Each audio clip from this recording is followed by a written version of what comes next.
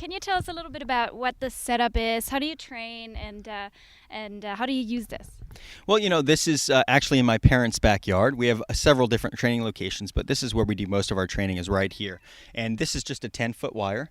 It's something that we start down low. We start about 2 feet off the ground. Whenever we're training for any new tricks whatsoever, we'll start down low. And then we'll work our way up to this wire. Once we get good at this height, then we can take it any height. And we say, that we have a saying, the sky's the limit, but not for us.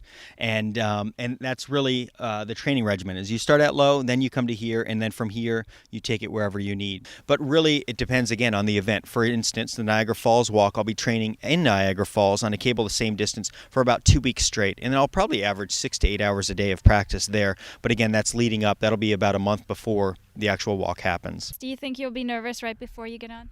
I wouldn't say nervous. People say, are you scared of heights? Absolutely not, but I respect heights. And there's a deep respect for what I do. It's not an arrogance of, hey, I'm going to get out there and walk across and I'm Superman.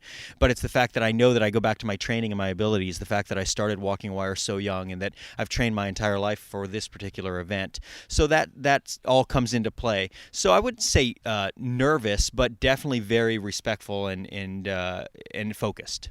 And what are you thinking while you're walking, when you're like in the middle of the rope? What are you thinking about? Believe it or not, it's very peaceful when I'm on the wire. Again, it's something I've done my entire life. So I find a lot of peace and solitude on the wire. It's just me and the maker, and that's about it. There's no one else around, no one else to deal with. So really, everything in the world, all the troubles and what might be going on around in the news kind of goes away. And it's just me focused on that wire and doing what I have passion for and what I love doing.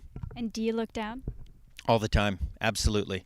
Absolutely. Look down. I'll be looking at the water. I'll be looking over at the falls for sure.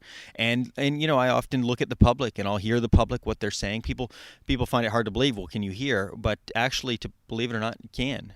Very often do hear people in the background or their applause or their comments.